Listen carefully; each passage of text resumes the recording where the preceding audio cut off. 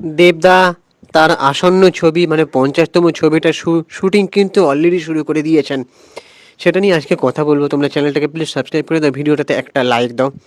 দেখো, দেবদা আগেই ঘোষণা করেছিল যে তার 50তম ছবিটা খুব একটা স্মরণীয় করে রাখতে চাইছেন বলে সবার মানে মনে করছেন। যেমন তার ছবির প্রজেক্টগুলো দেখলেই বোঝা যায় এবছরে দেবদার প্রজেক্ট 3টে। সেটা হচ্ছে টনিক 2, বাইক অ্যাম্বুলেন্স দাদা এবং দেশু 7 মানে দেব শুভশ্রীকে নিয়ে যে ছবিটা হবে। তো এই যে বাইক অ্যাম্বুলেন্স দাদা, এই বাইক অ্যাম্বুলেন্স দাদা হচ্ছে অ্যাকচুয়ালি করিমুল হক, জলপাইগুড়ি জেলার। তো তিনি হচ্ছে, আমি এটা নিয়ে আগেও বলেছিলাম, আবার বলি শর্টে, যে এই করিমুল হক বাস্তব জীবনে তার মা হয়তো তাকে ছেড়ে চলে গেছেন সেই অ্যাম্বুলেন্সের অভাবে বা চিকিৎসা তিনি দিতে পারেননি তার মাকে, সেই আক্ষেপ করে মানে তার সারা জীবন বয়ে বেড়াচ্ছেন।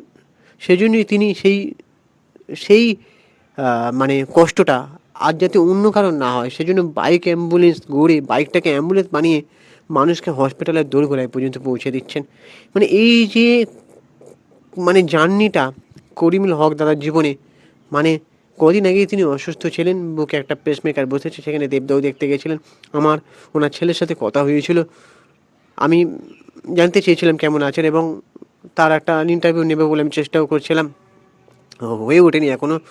তো সেই করিমুল হক দাদার জীবনটাকে বায়োপিক হিসেবে বানানোর কথা দেবদাই উদ্যোগটা নিয়েছেন। এখানে আরও একটা ইনফরমেশান দিয়ে রাখি তোমাদের, বলিউডে কিন্তু এই ছবির বায়োপিক হবে বলে ঠিক হয়েছে। বেশ বড় বড় অভিনেতারা অভিনয় করবেন বলে শোনা যাচ্ছিল।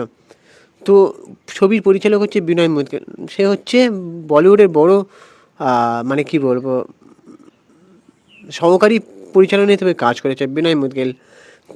তো সেই পরিচালকের কাছ থেকে দেবদা নিজের সত্ত্বটা কিনে নিয়েছেন যাতে বাংলায় এই প্রজেক্টটা নিয়ে দেবদা কাজ করতে পারেন।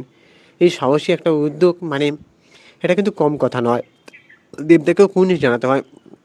পাশাপাশি করিমুল হক দাদা, এই করিমুল হক দাদার এরকম একটা জার্নি, কষ্টকে সম্মান দেওয়ার জন্যই কিন্তু তিনি 2017 সালে পদ্মশ্রী সম্মানেও ভূষিত হয়েছেন। মানে ভালো কাজ করলে তোমাকে সম্মান দেবেই মানুষ, এটা তোমাকে মাথায় রাখতে হবে। ভালো কাজ তুমি করে যাও, সম্মানের ভরসা বা পুরস্কারের ভরসায় মানুষ ভালো কাজ করবে এমনটা কিন্তু নয়। তো এই যে করিমুল হক দাদা, মানে এনাকে দেখে আমি মানে আশ্চর্য হয়ে গেছি যে তিনি কীভাবে মানুষের সেবা করে চলেছেন। তো আমরাও কি এরকমভাবে ভাবতে পারি না যে মানুষের উপকারের কথা বা ভালো কাজ করার কথা? তা নয়, আমাদের মানে কিছু কিছু মানুষের মাথায় শয়তানি বুদ্ধি ছাড়া আর কিছু নেই।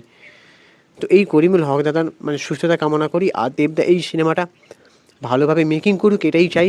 দেবদা শুটিং শুরু করে দিয়েছেন, দেবদার যে লুক, দেবদার গোঁপ রেখেছেন, দেবদাকে মানে ফাটাফাটে লাগছে। মানে একটা সরল সাদাসিধে করিমুল হক দাদার মতনই লাগছে। নায়কের ইমেজ থেকে বেরিয়ে একজন অভিনেতার রূপ নিয়েছেন তিনি। ঠিক আছে, তো তোমরা কারা কারা লুকটা দেখলে, আমি যদিও লুকটা তুলে ধরছি তোমরা দেখো।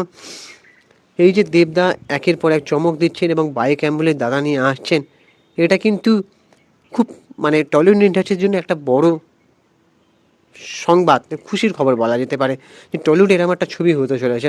প্রমিসিং কাজকে অবশ্যই সাপোর্ট করব, আবার খারাপ কাজ হলেও খিল্লি করবে, এটা কিন্তু আমি শুধু বলছি না, এটা বঙ্গাইও বলেছে। তো যাই হোক, তো এই করিমুল হক দাদার জীবনটা নিয়ে ভালোভাবে মেকিং করা হোক, বায়োপিকটা নিয়ে দর্শক যাতে নিরাশ না হয় এটাই চাইবো।